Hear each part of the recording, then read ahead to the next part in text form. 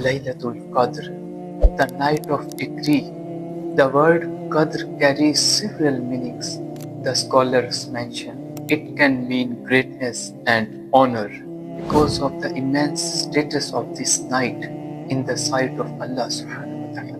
It can also mean decree because of this night the matters of the coming year are distributed by the command of Allah subhanahu wa ta'ala. Allah subhanahu wa ta'ala says in Surah Al-Qadr, indeed, we sent it down on the night of decree. The scholars explain the Holy Quran was first sent down from the present tablet to the lowest heaven on this blessed night, and from there it was revealed gradually. Messenger of Allah subhanahu wa ta'ala.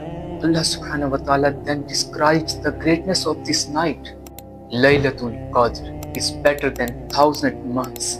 The angels and the spirits descend in it by the permission of Lord Allah subhanahu wa ta'ala for every matter. Peace, it is until the break of dawn. So this is the night of immense honor, a night when the angels descend, a night filled with mercy and peace, and a night whose value in the sight of Allah subhanahu wa ta'ala is greater than a lifetime of worship.